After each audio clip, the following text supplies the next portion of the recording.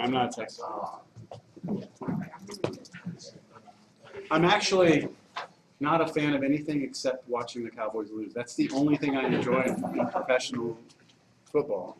Where are you And from? so I've been having a really good time. Here. Oh, I okay. just- You just don't like I it? grew up with the 90s Cowboys, you know, the team that was humble and Oh, didn't have egos bigger than. their head? It's the owner, I think, is what it is. I just can't stand the owner.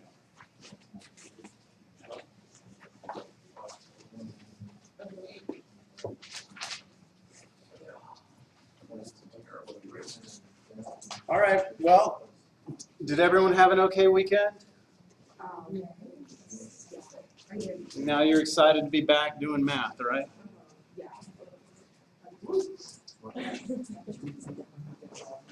I can tell, everyone's excited.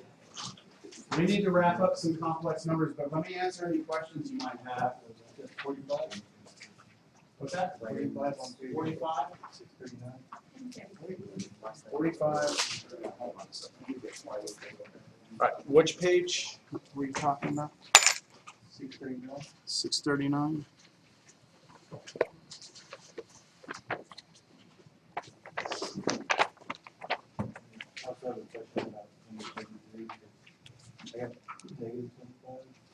You had the same question, 33? Okay, the other one was 39 though? No. 45. All right, 5 plus 3i squared.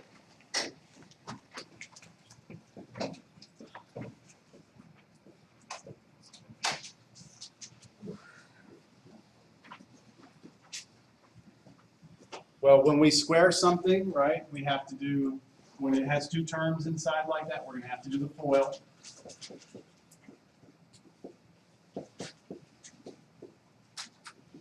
And so we multiply the 5 times 5 to give us 25, right? What was the next thing that you get there?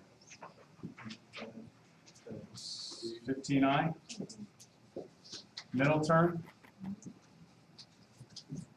15i again.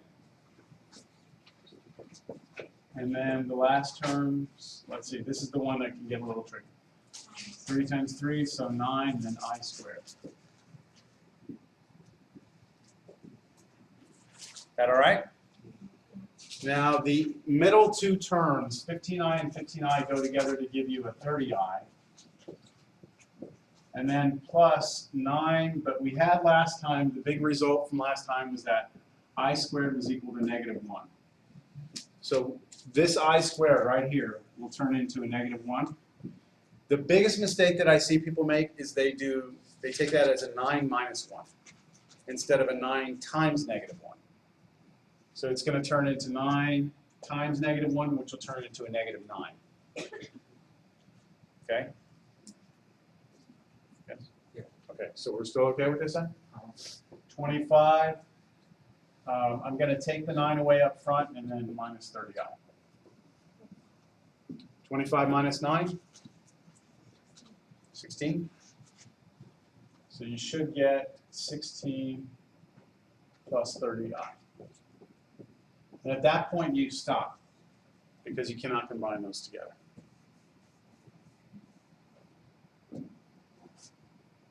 Does that answer your question? Or? Yeah, I mean, I just like let this step out. So you see where you, okay.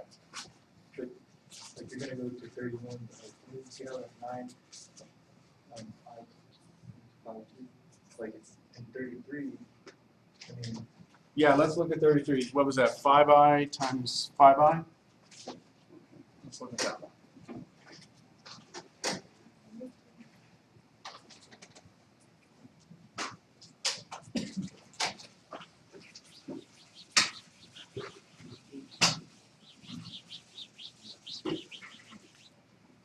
Five I times 5i. So you just do the 5 times the 5. That will give you 25. I times the I. So we're not distributing. We're really just doing this. 5 times I times I times I. Just rearranging everything. So I times I gives us I squared. So that's 25 times -1, which is -25. okay, yeah, I mean, I got that, but like what I'm saying is like I have a I used like on my tutors, and they had -25 plus 0 pi. Oh, That's what okay. it says in the Yeah, book that's what it too, but Okay. I don't understand how they got the zero. Got you. They're trying to write as a complex number, which we didn't talk about. Every number can be written like this. All right, so every number can be looked at as having a part of it that doesn't have an I and a part of it that does have an I. And so this number right here doesn't, the -25 is like the A, it doesn't have an I on it. And then there is, you could see it as having no I's next to it. But it would be right to just have. Just a -25 is right, yes. Yeah, okay, so now I see why you're using that. Don't worry about this, I'm not going to test you on this. I would expect that answer right there, and we're happy. Okay.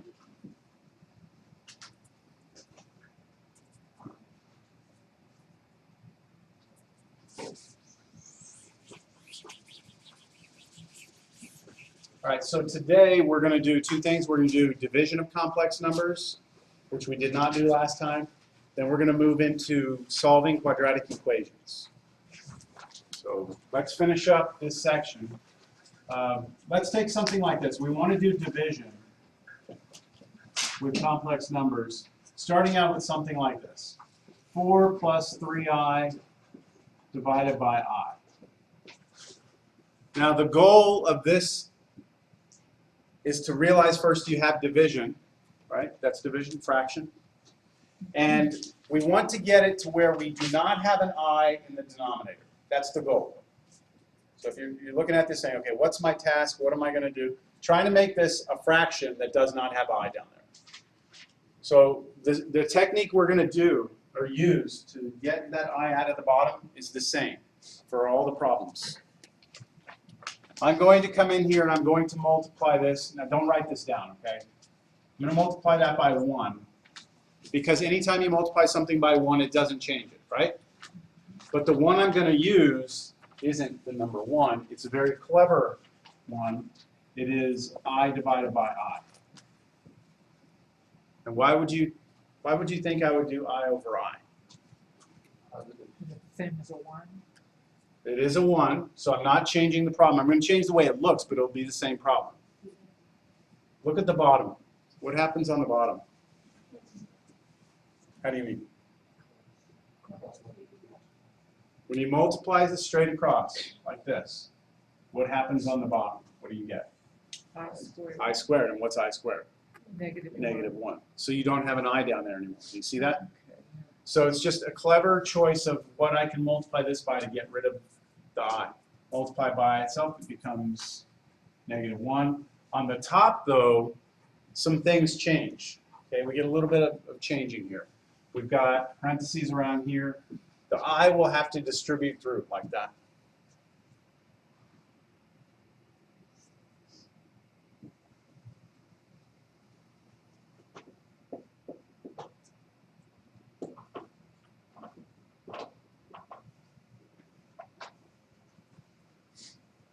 I'm going to ask that you put that away. All right. I tried to talk to you about that at the end of class last time and have you stay. That's why I was saying, hey, like that. But read the syllabus on it. Doesn't matter. Anyone in here, what you know, if you know all this stuff, doesn't matter. It's just a rule. Okay? Any questions on distribution of the I? No? Okay, now what we need to do is just resolve anything, anywhere we might have the I squared equals negative 1. Anytime you see an I squared, we want to convert it over. So we have I squared here. So 4i plus 3 times what? Negative 1 over negative 1. And that 3 times negative 1 becomes a negative 3.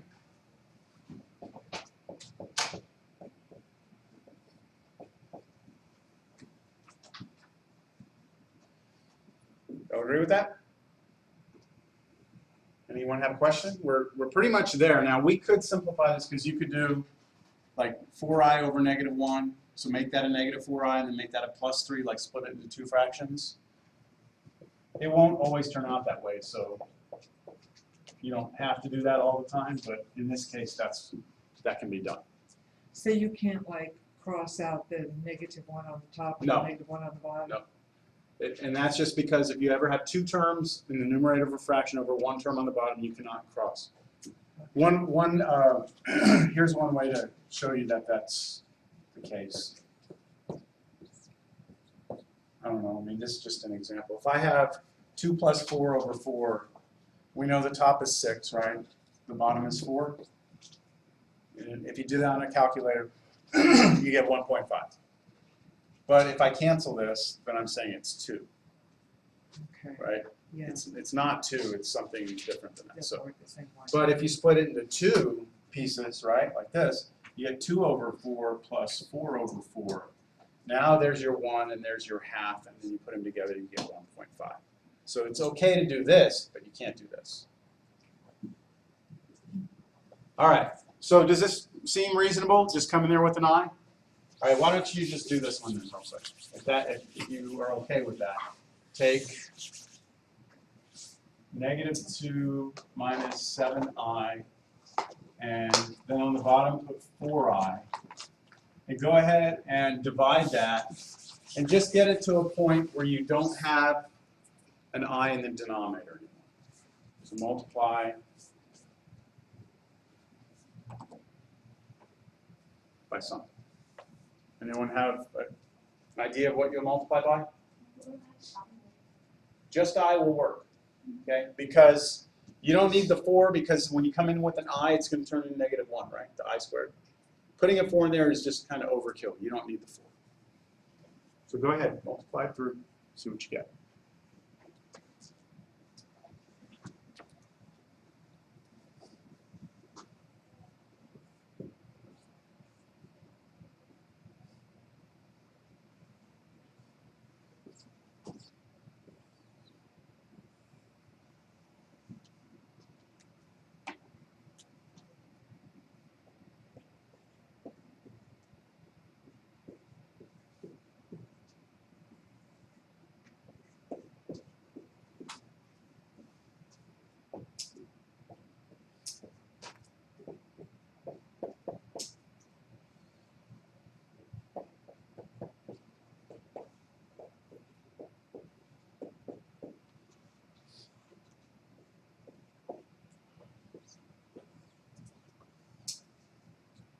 I have the answer up there boxed.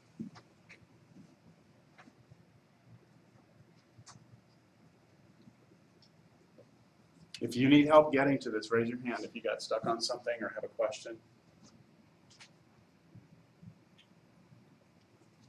Would that make it positive? What's that? It's -2i.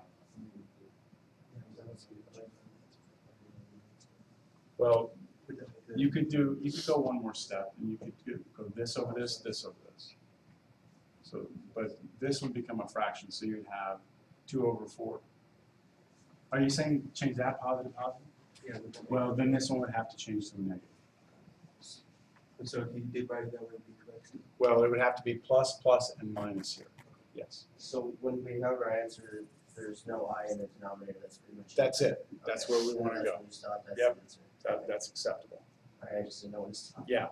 The goal is to get rid of the I in the denominator.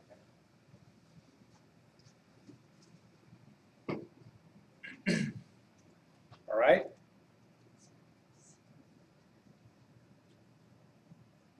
Okay, I'm going to proceed because the next example is going to get a little bit more difficult than this. So far, if we've had an I in the bottom, we just come in with I on top and bottom and we're in business. But what happens if we have something like this?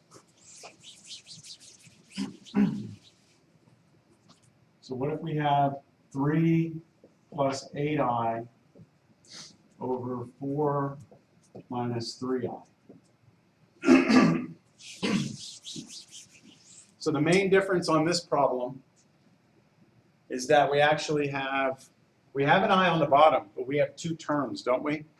We have the 4 and then the minus 3i.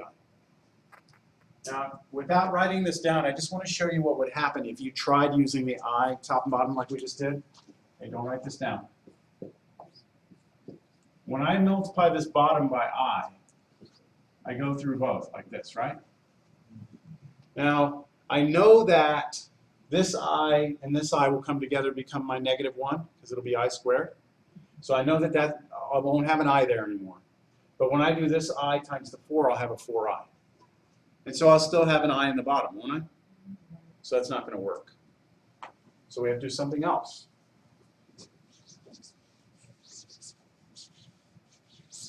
Got me?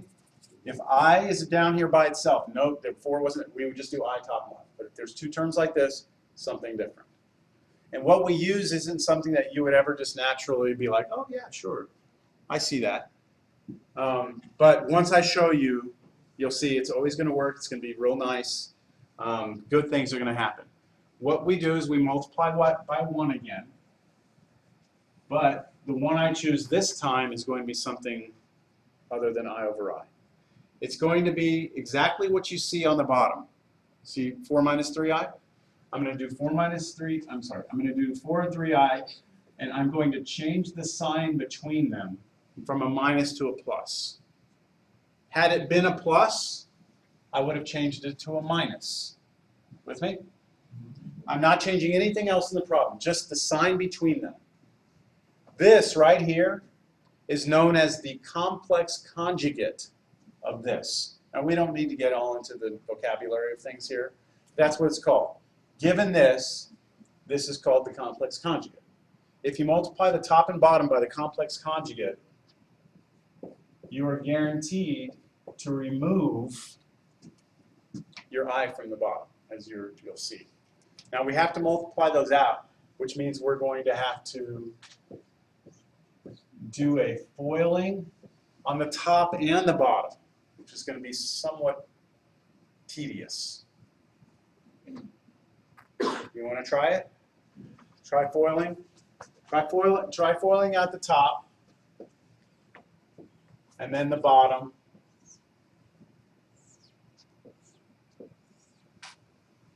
And make sure you turn all your I squareds into what? Negative ones. Okay. See how you do with that. While you do that, I'll work it out on the board without saying anything. I'll just work it.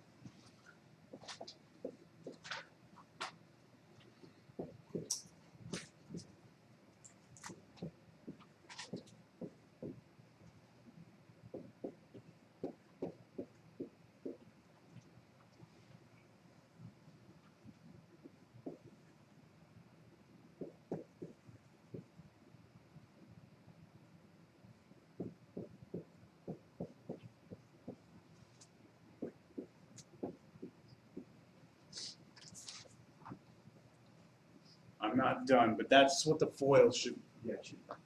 Let's see what you get from there.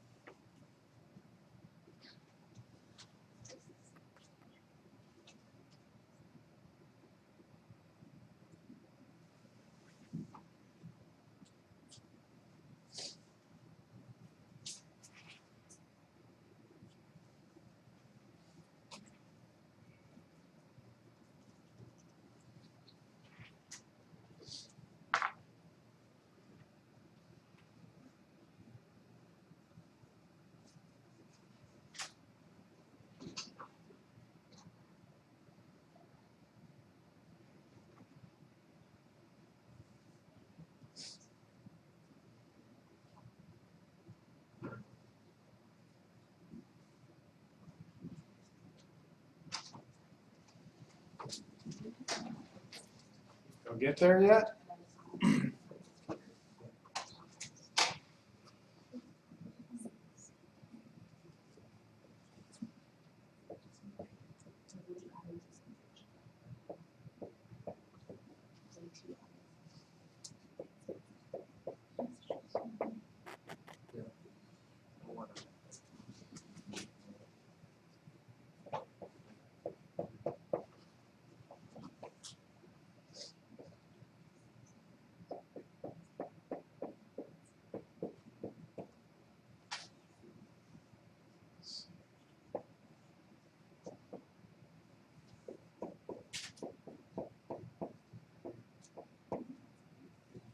Anybody get this?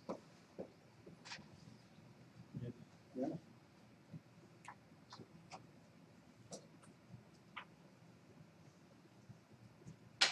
What happens in the denominator that is good? You get rid of the Yeah, the i's canceled, didn't they? That will always happen if you use the conjugate. That's why we do it. By design, choosing it this way will always make sure that the i's will cancel on the bottom and everything on the bottom will be a number. And then at this point you can stop. Questions on where any of this came from? Come on. Right here?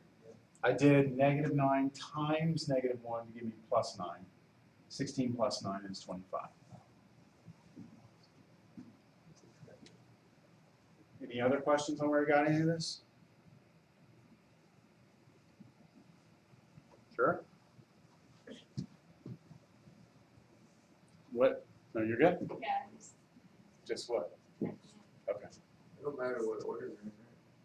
On the top, you can have 41i minus 12. That's okay. All right, so this is it. I mean, that's really the two types of division you're going to see. The good one would be, if like the previous problem, if there's just an I, something with an I down there, you just do I on top and bottom. The other case would be like this, where you have conjugate. And that pretty much wraps up the complex numbers, the operations that we have on it. All right? Okay, I'm going to proceed to the next section.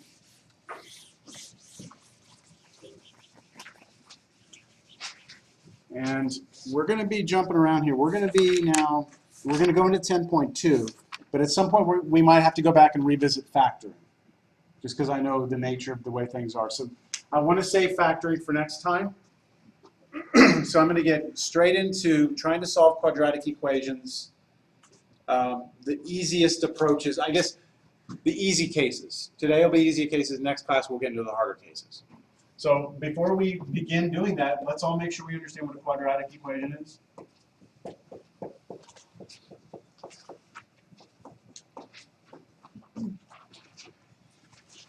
A quadratic equation looks like this. This is like the most general form of a quadratic equation. And I mean, it's almost impossible to have gotten to this point in math without having seen this at some point, right? ax squared plus bx plus c equals 0. This is a quadratic equation. The a, b, and c are all numbers, right? The x is what we call the variable, right? And so what we're asking ourselves is what values of x make this true? If someone gives me numbers here, then can I find the answers that would make the equation correct? So let's think about a couple of cases here. Oh, I forgot to put something. A cannot be 0. Why can't a be 0? Because then it would no longer have x squared, would it? And then it would not be quadratic. We would call it a linear equation. So you have to have that the number in front of x squared is something other than 0. So here we go with a couple of cases, all right?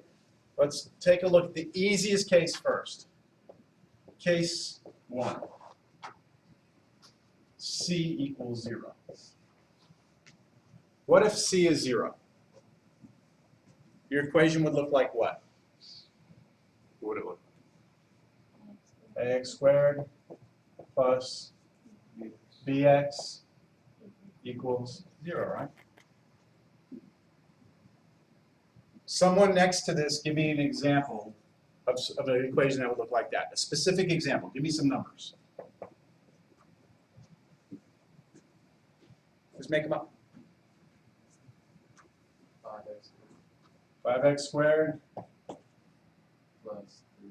plus 3x equals 0, right? That's an example of what I'm talking about here. What if you have a quadratic equation where basically you don't have a number that's by itself, right? You have something in front of x squared, then you have something in front of x, but you don't have a number by itself. Do you see that? That would be this case. This is the easiest case, because if you have this, to solve it, what you do is you look at these two and you pull out a GCF. Okay, factor out GCF. Now here you just pull out an x, and then you'd be left with ax plus b equals 0. Right. This is just showing you what you could do. Pull an x out. And then you set both of those equal to 0 and solve. It's easier to see it on this. Here you take out GCF. X is what? GCF is x. Left, that leaves us with 5x plus 3 equals 0. Right? And now you set this to 0 and this to 0. And that should give you the two answers. So set the first one to 0. And then set the second one equal to 0. Is this all right? I can't really tell if y'all are like, yes, got it, seen it, or yeah. Okay. Set each of the factors equal to 0, and then solve them. What about the first one? It's already solved, right? X is 0, I'm done. This next one, what would you have to do? Isolate the x. So move 3 over, divide by 5. I'm going to trust that everyone can get to -3/5.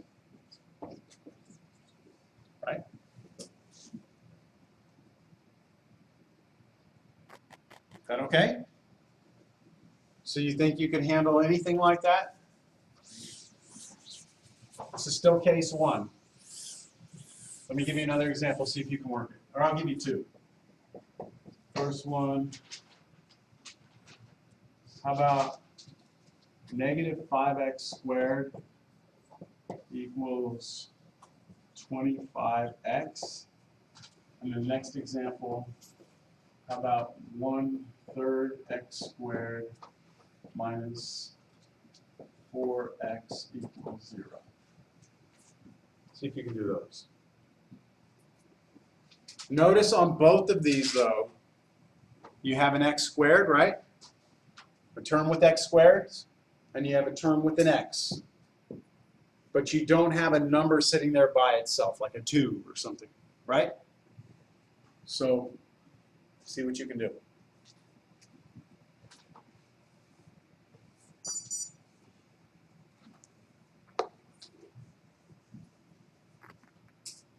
When I stand here and let y'all work, y'all are all so quiet and shy. I walk out of the room, I come back, everyone's talking. Should I walk out again? Just go hide in the hallway for a little while? We're just trying to take it all in. Okay. What did I do here? What's the one thing you should see is that I have it equal to 0, right? So for all these problems, whenever you have an x squared term next, first get everything to one side, and then pull your GCF, then set each to 0. Okay?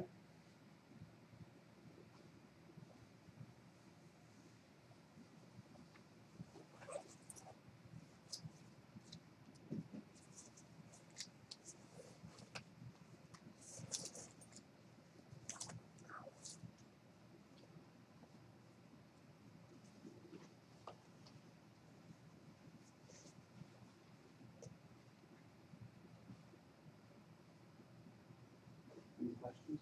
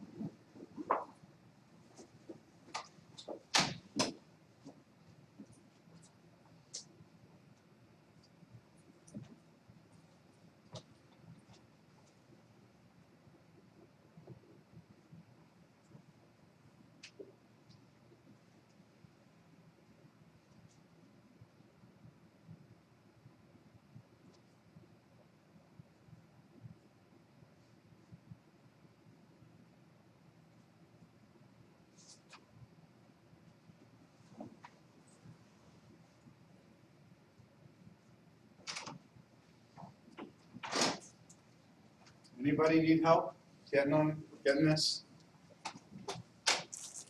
Are y'all just being shy, or are you seriously, you're okay? You're okay?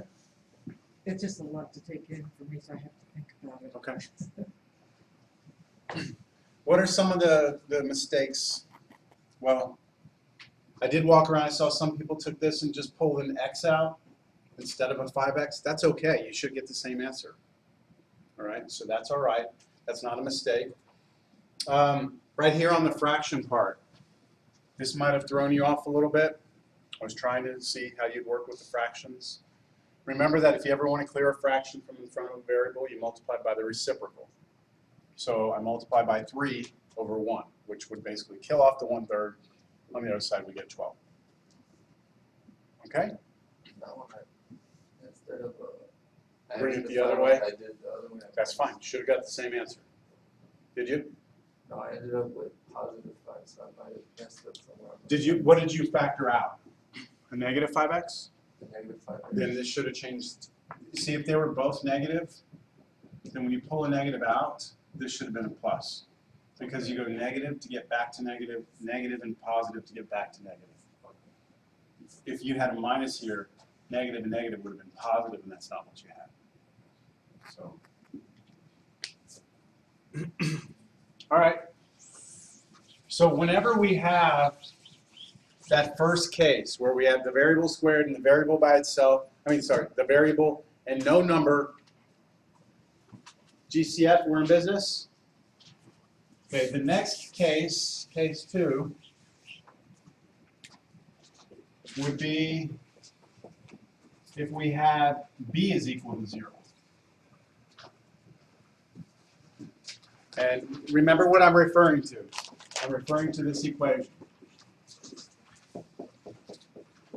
So someone tell me, if you could, or if you can, just in layman's terms, what I'm saying when I'm saying b is 0. What will I have? What should I see in front of me if b is 0? So something squared, so you should have your x squared in there somewhere, and what else? And a number by itself, right? That's what you should see. You should see your variable squared, and then a number by itself, but you should not see the x by itself. So it would just be ax squared plus c. Yep, something like that. Now let me give you some examples. That's what it would be here in general. But as an example, something like this. 4x squared.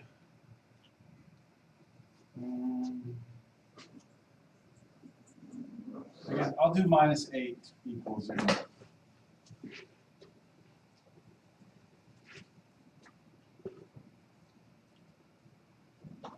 So that's very different from the one before, because you can't pull a GCF on that.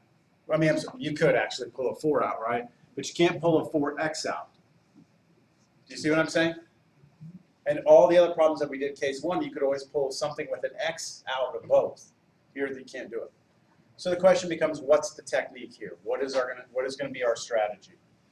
And here's what it is. We're going to get the x squared term by itself. Get the number to the other side. So that would be, what, move the 8 over, negative 8, to make it a positive 8 on both sides?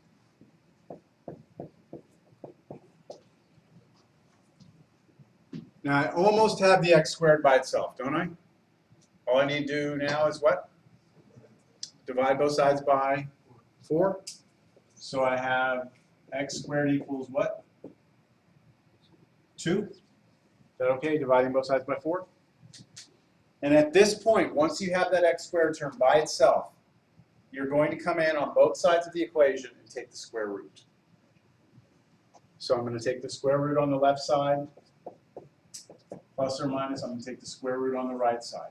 Now I did something there, plus or minus. Right, do you all see that? You must have that. You must have this. Oh, it's supposed to be red. It wasn't red.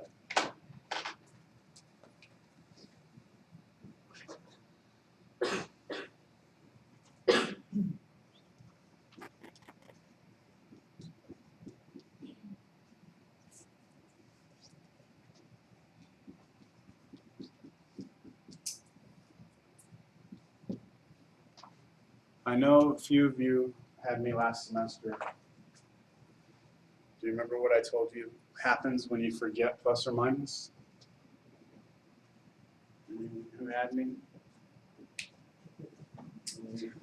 What happens when you forget to do plus or minus? Remember some of the girls in the class didn't like it? No. If you, I always told my class just to kind of stress the fact you always must have to use plus or minus.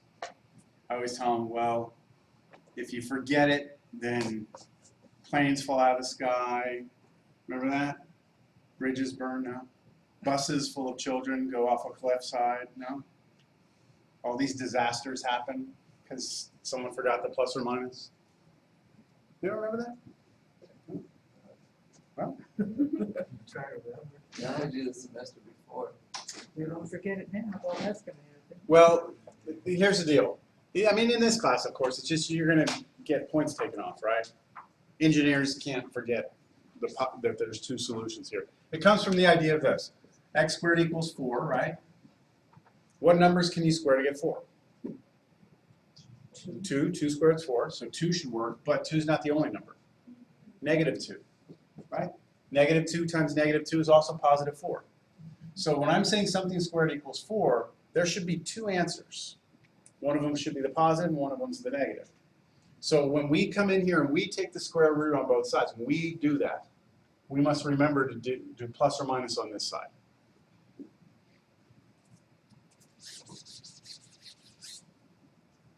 It seems like a little mistake like this wouldn't make a difference, right, in the real world maybe, but things like that do. There's a famous example of mistakes that have cost a lot of people money, and that's when NASA sent a probe to the moon many years ago, millions and millions of dollars, and the probe was supposed to go around in a circle around Mars and like take pictures and do all this stuff. And what happened is it went to Mars and it just went right into Mars and just blew up. And they tried to figure out for a long time, like, what in the world happened? Something went wrong. And all it was that they had two groups of engineers working on the project, programming the computers. Some of them were European, some of them were American. And so the Europeans were using metric system, and the Americans were using the standard old English system. So they're programming these, computer to, one engineer is thinking everything's measured in meters, the other one's thinking it's measured in miles or kilometers and miles.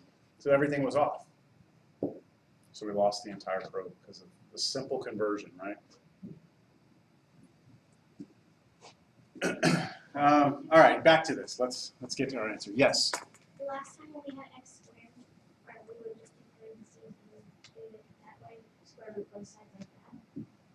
We didn't have plus or minus. Is that what you're saying? No, like when we were taking like the square root of x, and then we would square both sides. Okay. Yes. I'm glad you brought it up. This is kind of like we're doing the same thing, but here we squared both sides, right? Here we're square rooting both sides. So here we're trying to kill a square, so we square root. Here we're trying to kill a square root, so we square. When you square something, you do not have to take plus or minus. And that you can see by saying this.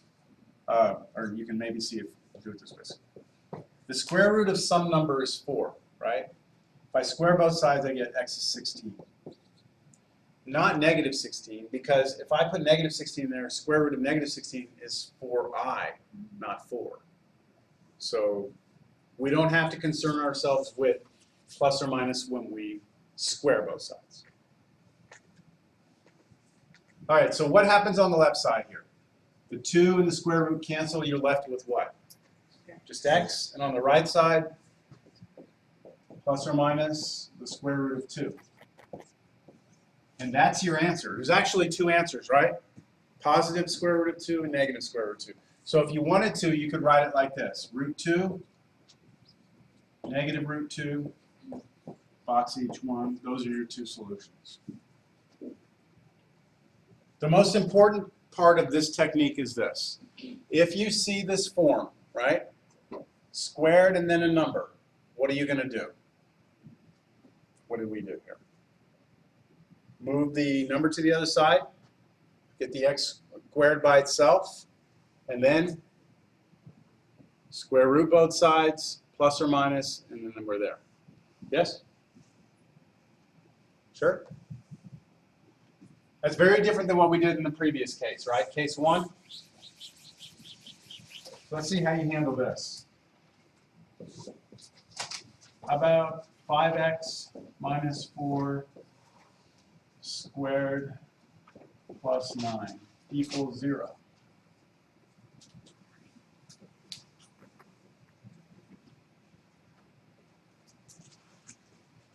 Now this one's a little tricky, which is why I'm showing it to you.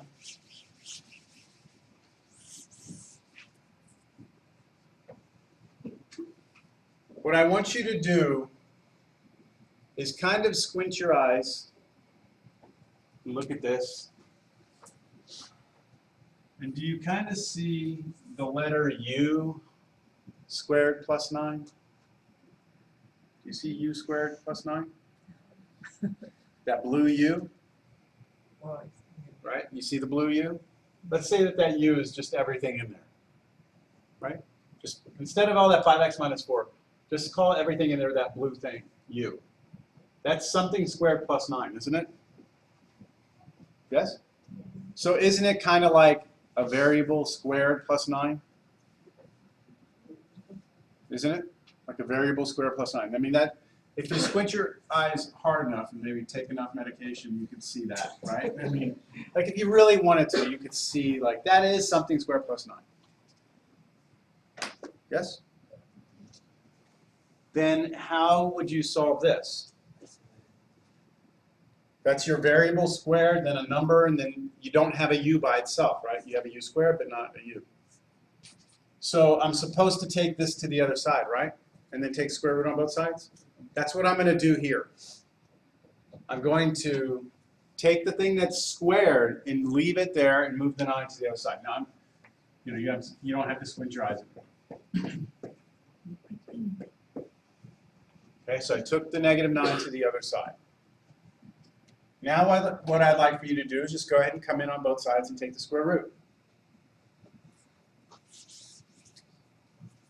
So square root over here, square root over here. What did I forget? Oh, the screaming children.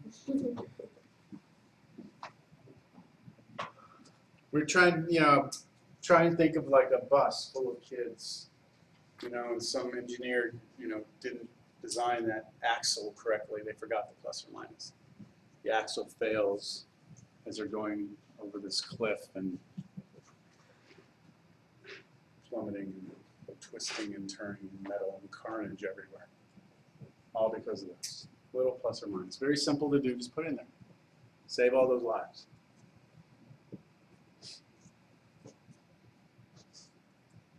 What happens? What are we left with on the left side if you take the square root of something squared?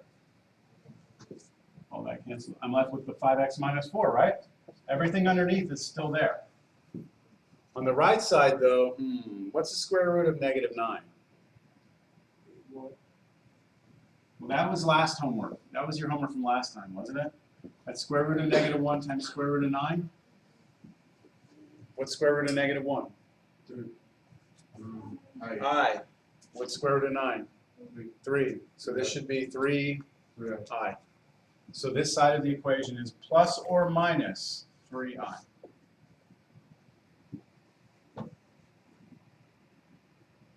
Now I'm still not done until I get x by itself. So I need to add 4 to both sides. But can you add 4 to 3i? They're not like terms, right? It doesn't become 7i or it doesn't multiply or anything. So this is the way I have to write it. I add the 4 to the right side, I get a 4, then plus or minus the 3i. So negative 4 on this side becomes positive 4 on the right side in front of the plus or minus 3i.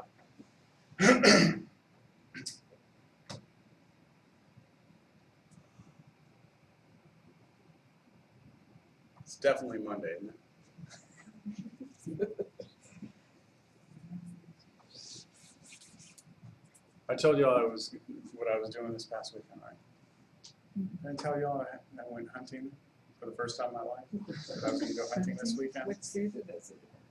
Apparently it's bird dove season or something like that. Let's finish problem, I'll tell you. What now? Divide by 5. So here's where we are. X equals 4 plus or minus 3i divided by 5. Now, we cannot put these together, so we're done at this point. Now, remember when we were doing the division just a minute ago? We said as long as we don't have an I on the bottom, we're okay, right? We're okay with this. Now, technically, this does represent 2 answers, 2 different answers. One of them is this. The other one is with a minus. Okay, so you either have the plus there or the minus, or you can leave it as a plus minus, and it represents both answers. So this is okay, or just this. Anyway, any hunters in here? Yeah. I'd never been hunting, so I didn't know what to expect. Did you like It's a it? whole lot of sitting around. How many but- did you get? Well, I didn't really try too hard. What I really wanted to do is just go hang out with my neighbor, who's a real cool guy. So, but I met all his friends. They're all A&M Aggies, and not that that's a bad thing. They're all ready for like World War III. These guys, which is really cool because I got to shoot like all sorts of guns this weekend, which I'd never shot in my life. So it's really pretty cool. But I'm tired because going hunting is not relaxing. Sleeping in tents and all that stuff. Oh, it was a whole weekend thing? Yeah. Yeah, so I'm tired. I came home and I wanted to go to bed. But all right, so I think we've got, the basic idea here with this second one is that if you have something squared in a number, even if it kind of is hidden like this one was, you have to move the number over, square root both sides, plus or minus, and then work it through, right? I've had this happen before. Let me just put this problem back up here. I just want to show you one of those common mistakes. 5x minus 4 squared, plus 9 equals 0. Here's a very common mistake. Take the square root on both sides now. Take the square root here, square root, I'll remember he said plus or minus, right? But then someone will turn this into 5x minus 4 plus 3. Seems right. Maybe? No? You can't do that. And the reason why is because these two are separated by a plus sign. So anytime you have addition underneath the root, like square root of a plus b, you cannot just do the square root of each one. But by moving the 9 to the other side, that allowed us to do square root on both sides. Do y'all see the difference? So don't make that mistake because it doesn't work. I'll just prove to you it's not true. Okay, you can never do this. Square root of what's a good one? I'm trying to think.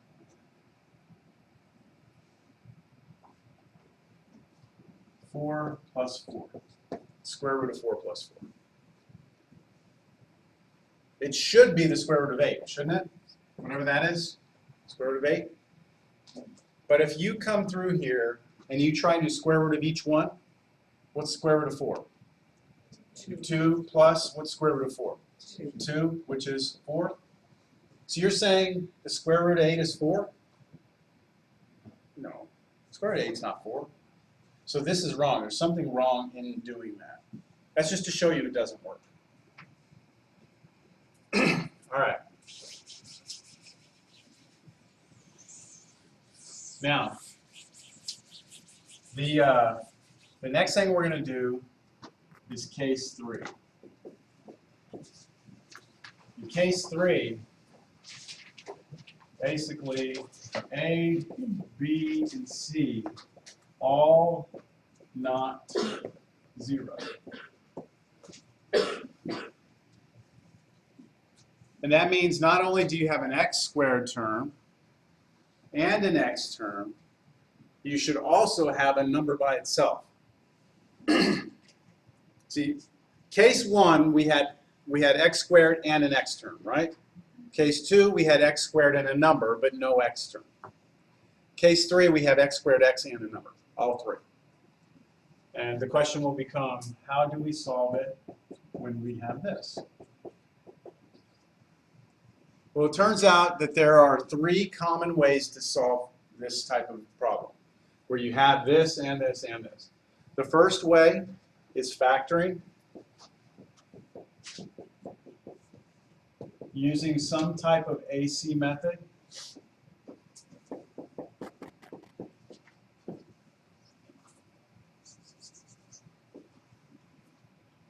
You could use an AC method for factoring. The second way is to do completing the square.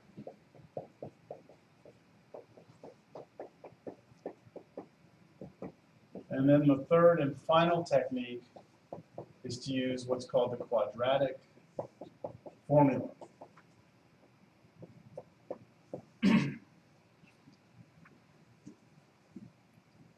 That's already 127. My goodness. Time flies when you're bored out of your mind, doesn't it? Now, these are our 3 techniques, right? These are our 3. That's what I'm saying. Like, we have, if we all came from 0302 or somewhere, you know, to get to this class, you should all have at some point solved the quadratic equation. So we are almost kind of reviewing here, which is okay because you can never get enough of this. Factoring, we will revisit next time if necessary because I'll give you a bunch of things to solve and we'll see if you're struggling with it. I'll help you with your AC method. Completing the square. How many of you have completed the square before? Show of hands. Just one. Just one? That's it? Complete square? Or you maybe just don't remember it. It's kind of painful. Quadratic formula. How many of you have used quadratic formula? That's this formula right here. It's if you have a quadratic equation like that, the answers are negative b plus or minus square root b squared minus 4ac all over 2a. Yeah? How many of you have seen that? Yeah? Most of them. All right. Well, I already said we're going to save factoring for next time. Completing the square I'm not a huge fan of. Quadratic formula is, most of you have seen, used it, and are familiar with, so I like it. I'd like to stick with it. But what I would like to do is spend the last 10 minutes, maybe 12 minutes of class showing you where the quadratic formula comes from. And we've all been given the quadratic formula before, right? And they just say, okay, here it is. Does anyone know where the quadratic formula comes from? Moses and the burning bush, right? 10 Commandments. You all know what I'm talking about? Moses went up, burning bush, God gave him 10 Commandments. On the back side of 10 Commandments were all the math formulas, all the equations. No? Y'all haven't heard that story? That's where it came from. So, no, I'm just kidding. Look, it actually comes from completing the square. Okay, that's where it comes from. So I'm going to show you how to get the quadratic formula from completing the square. I'm going to derive it. And hopefully, what's going to happen here is I'm going to start off with something, I'm going to go to the next line, then the next line, the next line, and I want to see if you can follow me. And if I lose some people in the process, it's going to happen. Not everyone's going to follow this, but try to, all right? The point I'm trying to make here is this. All these formulas in math come from somewhere, right? We have to come up with them on our own. And somebody spent the better part of their life trying to figure out the quadratic formula, and eventually did. In fact, we don't even know who came up with it because it's so old. But for a long time, people were trying to come up with a formula to solve that equation. And I'll show you. Now we have a nice, clean way of showing it, and this is it. So let's start off with this. Like I said, I really just need you to tell me like thumbs up or thumbs down whether or not you agree with what I'm going to do next. And remember, this is where I'm trying to get to, okay? I'm trying to get to this. All right, that is a quadratic equation, right? Let's assume A, B, and C are all numbers, right? None of them are zero. Okay? Here we go. First thing I'm going to do, and you tell me whether or not this is a legal move or not, can I divide everything by A? By the letter A. Can I divide this by A?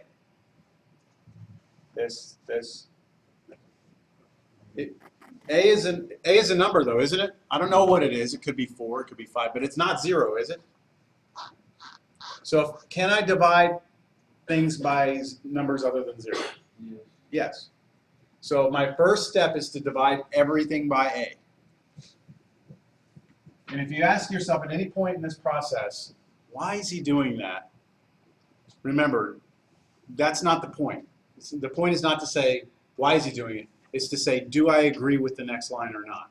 The why is what took someone forever to figure out. Okay, so I'm going to divide by A. What's AX squared divided by A?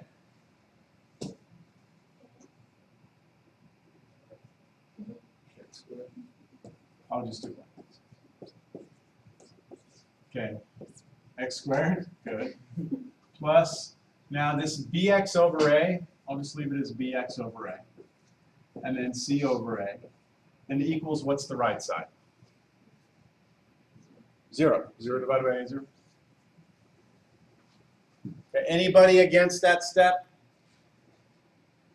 So that's legal, we're still good? The next thing I'm going to do, and this is what took someone forever to figure out, is to just look at this thing right here in front of the x, right there, b over a. I'm just going to come over here on the side and I'm going to do some little scratch work over here.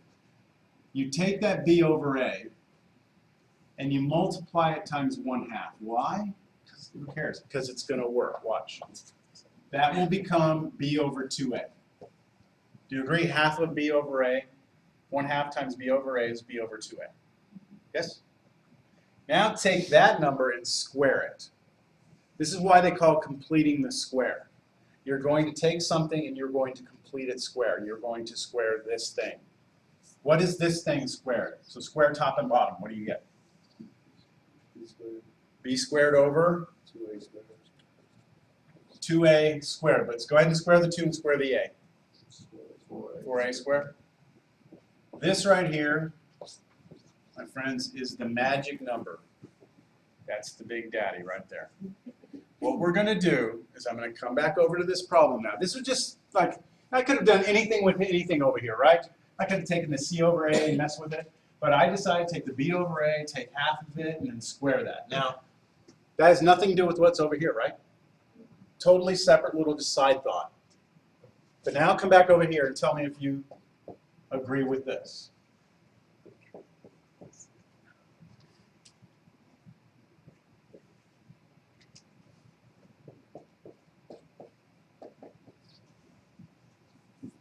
Do you agree that that's the same equation? Yes. Yes? What have I done? I added nothing, right? I came in here right between these two, I added nothing. So that's the same problem, isn't it? Now,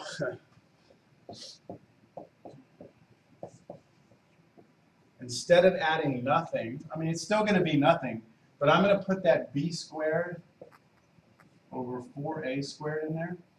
Now that's not the same now, right? I've added something that's not 0. But what about if I come in right behind it and I take it away?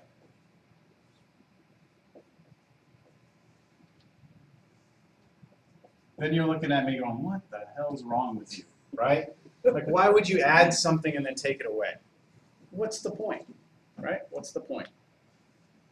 And this step right here, realizing in mathematics, realizing that there's a 0 being added to everything, and that you can make that 0 whatever you want, is a pretty high level thing. Like, we've always used the 1, right, and multiplied. Like, we just did it with the I, didn't we? We multiplied top and bottom by I. That was like a hidden 1 that was sitting next to it. Hidden 1s are kind of a lower level idea.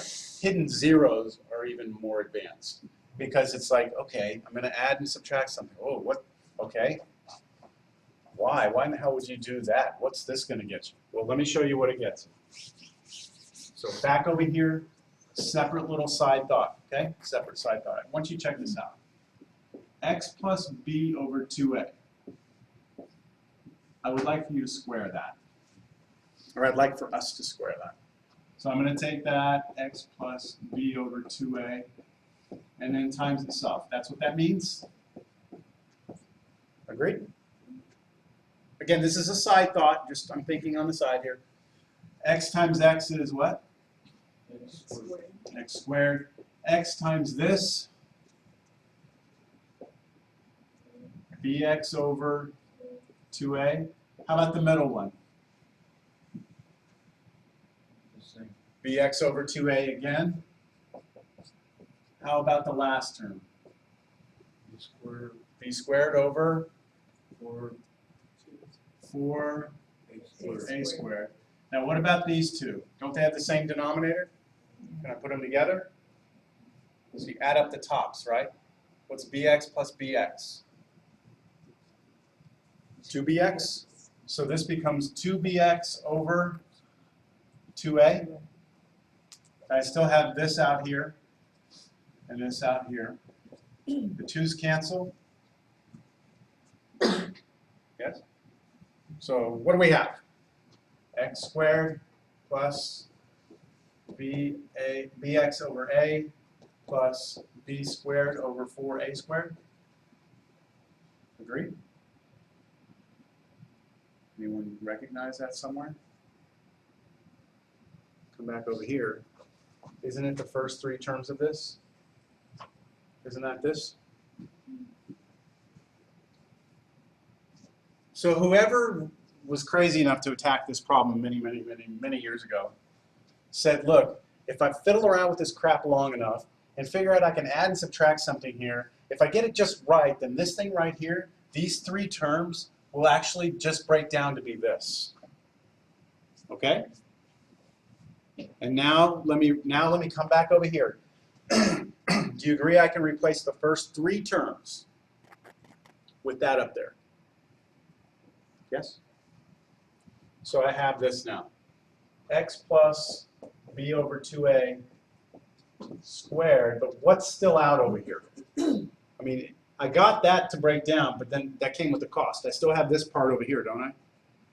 So I still have minus b squared over 4a plus c over a. Yeah?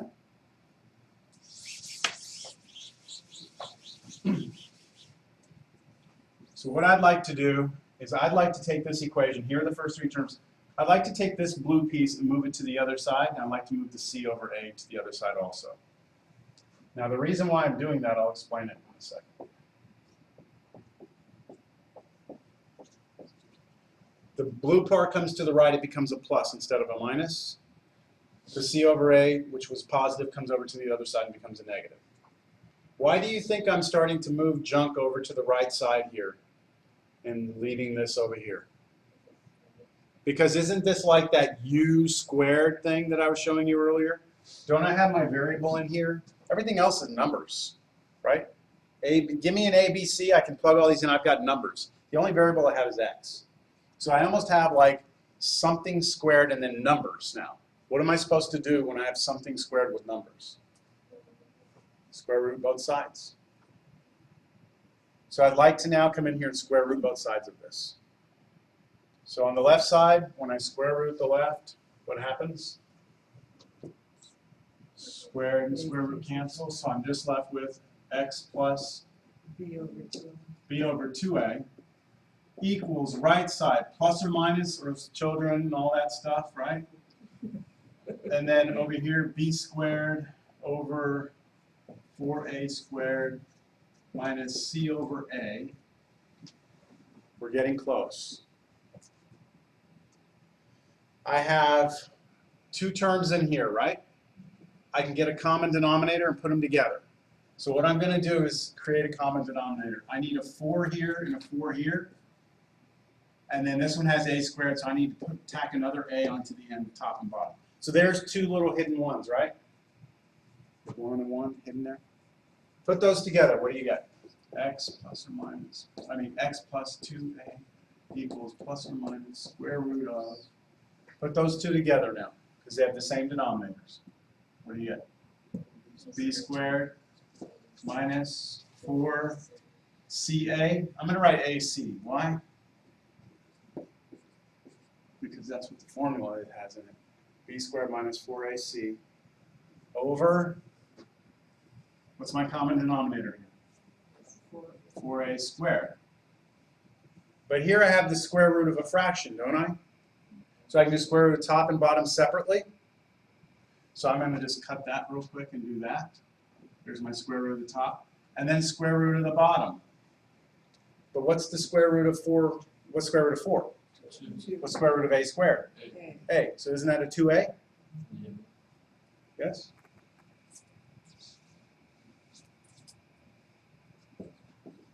Now, I want to get x by itself. Move this over by subtracting it. Negative b over 2a plus or minus square root b squared minus 4ac all over 2a. Don't these have the same denominator? Put those together, and don't you get negative b plus or minus square root b squared minus 4ac, all of it over 2a, which is your quadratic formula. That's it. So that's the derivation of the quadratic formula. You see why math can be kind of very complicated? Because to get the quadratic formula required some very unorthodox, just kind of, we call that thing like coming through the back door, you know? It's not a direct, there's not a direct path to it. You have to try something awkward and all of a sudden you stumble upon the answer sometimes. Okay, your homework assignments, let me get you these. You have 2 of them.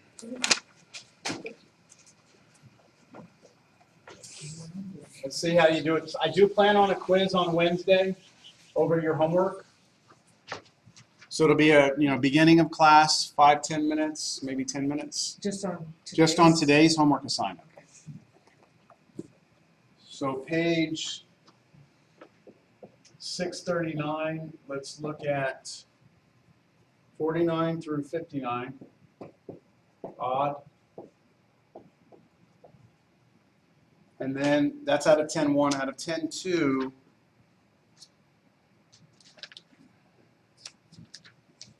the only things that we're going to look at for homework,